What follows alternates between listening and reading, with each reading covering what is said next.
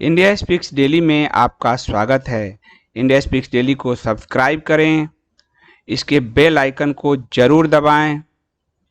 Join button के जरिए आप इसकी सदस्यता जरूर लें और यदि इसका कंटेंट आपको गुणवत्तापूर्ण लगता है तो आप 100 रुपीज़ पर मंथ का सब्सक्रिप्शन जरूर पे करें।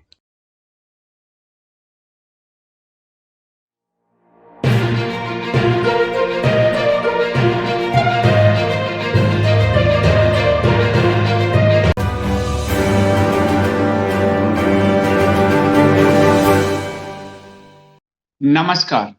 इंडिया स्पीक्स डेली में आप सबका स्वागत है। मैं हूं संदीप देव।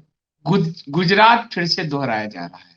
हाथरस में गुजरात में काफी सारे मामले फर्जी निकले थे, लेकिन वितंडा खड़ा किया गया था।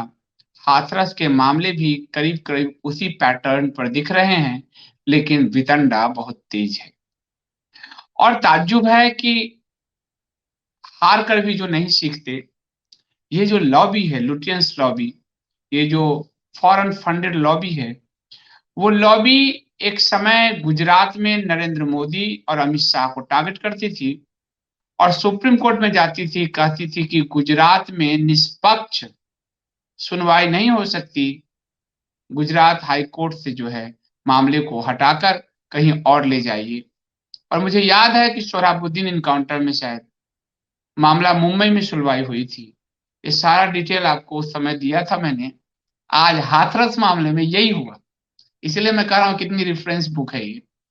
हाथरस मामले में विदेशी फंड में घिरी हुई, विदेशी अवैध तरीके से विदेशी फंड मामले में घिरी हुई lawyer Indira Jaising Supreme Court पहुंची थी और सुप्रीम कोर्ट में कहा कि जी हाथरस मामला उत्तर प्रदेश में ठीक से नहीं सुना जा सकता, इसलिए इसको दिल्ली में ट्रांसफर कर दीजिए।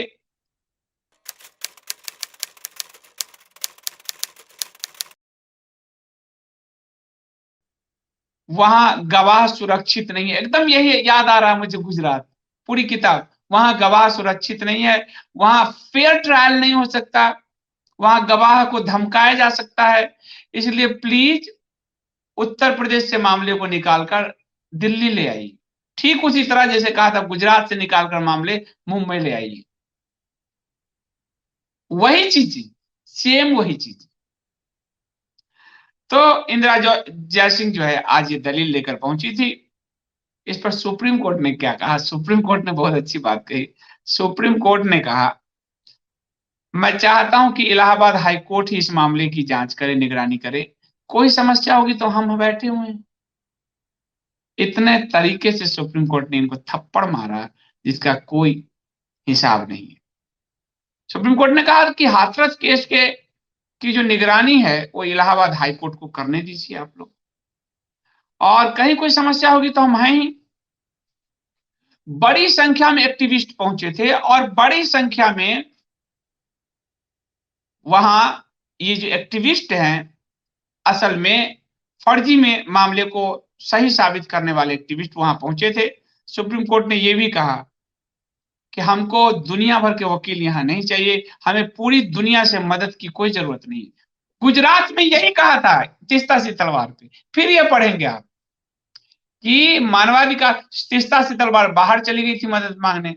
सुप्रीम कोर्ट ने कहा था हमें बाहर से कोई मदद नहीं चाहिए, आप यदि आप आगे करेंगे तो आपको सुना भी नहीं जाएगा। फिर से हाथरस में वही वही कर रहे हैं। माने योगी जी को प्राइम मिनिस्टर बनाकर ही मारेगी ये लॉबी, ये तो तय हो गया जी। नरेंद्र मोदी को और अमित शाह को प्रधानमंत्री और गृह मंत्री बनाकर मन नहीं भरा इंदिरा जयसिंह और प्रशांत भूषण इन लॉबिस्ट को। अब वो योगी को प्रधानमंत्री बनाकर ही दम। सेम वही घटना है। हुआ क्या, पूरा डिटेल में बताता हूं। हाथरस केस में सुप्रीम कोर्ट ने गुरुवार को कहा कि इलाहाबाद हाईकोर्ट इस मामले की निगरानी करेगा। इसमें यदि कोई समस्या हुई तो हम यहां बैठे हुए हैं। सुप्रीम कोर्ट एक पीआईएल और एक्टिविस्टों के ओर से दाखिल याचिका पर सुनवाई कर रहा था। पीआईएल और एक्टिविस्ट बराबर लॉबी। तो याचिकाकर्ताओं ने कहा कि उत्तर प्रदेश में फेयर ट्रायल मुमकिन नहीं है, क्योंकि जांच में कथित तौर पर लिपापोती की गई। फिर वही बात, सेम पैटर्न गुजरात का। इस पुस्तक को तो मैं ही 10 बार पढ़ लूं तो भी पूरे लग रहा है कि वही चलचित्र चल रहा है। इस पर चीफ जस्टिस एस.ए. बोबड़े जी ने कहा, उनकी अगुवाई वाली बेंच ने कहा, हाईकोर्ट को इसे देखने देते हैं, कोई समस्या हुई तो हम हैं। सुनवाई के दौरान सॉलिसिटर जनरल तुषार मेहता के अलावा हरीश साल्वे, इंदिरा जयसिंह, सिद्धार्थ लूथरा, अलग अलग दिग्गज वकीलों की फौज अलग अलग मामले लेकर आई थी। कई सारे वकील थे जो बहस करना चाहते थे। सुप्रीम कोर्ट ने कहा, हमें पूरी दुनिया की मदद की जरूरत नहीं है, पधारें आप लोग। इसमें तथाकथित पीड़ित परिवार जो एक्सपोज हो चुका है, उसकी ओर से इंदिरा जयसिंह पेश हुई थी। अब पीड़ित परिवार जो इंदिरा जयसिंह विदेशी फंड मांग लेती रही हो, वो पीड़ित परिवार की तरफ से कैसे फ्री केस लड़ रही होगी, आप सोच सकते हैं। यानी लॉबी कितना एक्टिव है। और कहा कि यूपी में निष्पक्ष जांच और ट्रायल नहीं हो पाने की संभावना है, गवाहों को सुरक्षा चाहिए। इस पर तुषार मेहता ने कहा, यूपी सरकार की तरफ से हाल ही में दाखिल किए गए हलफनामे का आपको मैं हलफनामे के बारे में बताऊं, जिसमें कहा गया है कि पीड़ित परिवार और गवाहों को सुरक्षा दी गई है और विस्तार से बताया गया है। यूपी सरकार पहले ही जांच को सीबीआई के हवाले कर चुकी है और उसने सुप्रीम कोर्ट की निगरानी में जांच पर सहमति भी जताई। इसलिए यूपी सरकार पर आरोप लगा के बेवजह आरोप लगा रहे हैं, वो तो पहले ही सुप्रीम कोर्ट में आ चुकी है।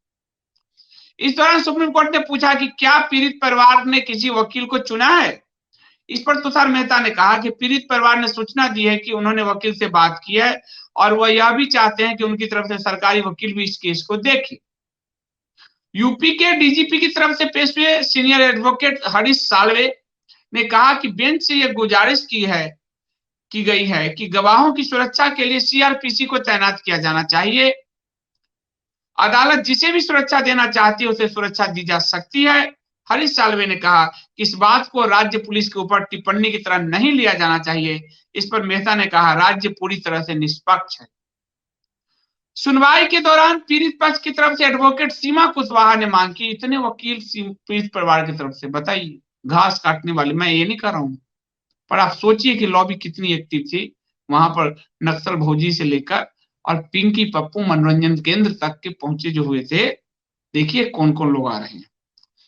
तो सीमा कुशवाहा ने मांग की कि जांच के बाद मुकदमे की कार्रवाई दिल्ली की अदालत में की जाए। जांच हो ना हो वहां, लेकिन मुकदमा दिल्ली में चले जी, क्योंकि यूपी सुरक्षित नहीं है, वहां केस नहीं चल सकता।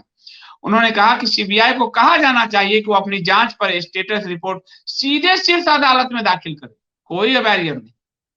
आरोपियों में से एक की तरफ से कोर्ट में पेश हुए सीनियर एडवोकेट सिद्धार्थ लूथरा ने कहा, केस के डिटेल मीडिया में हर जगह है। इस पर बेंच ने उनसे कहा, आप हाईकोर्ट जाइए। तो इंदिरा जयसिंह ने कहा, इस स्टेज पर आरोपियों को नहीं सुना जाना चाहिए।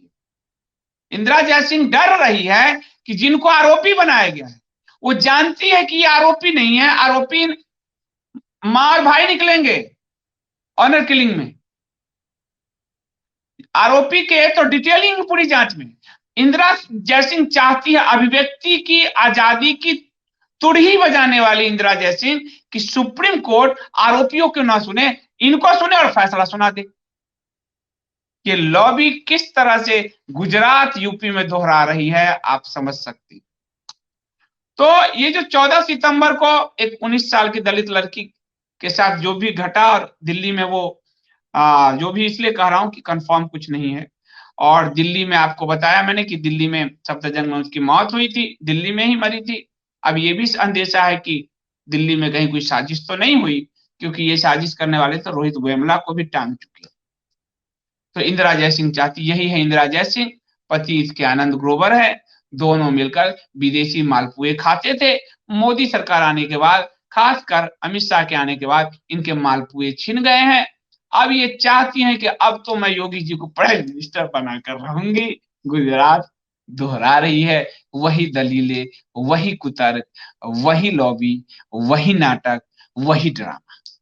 तो हाथरस का ये ड्रामा आज अदालत में, देश की सर्वोच्च अदालत में चला।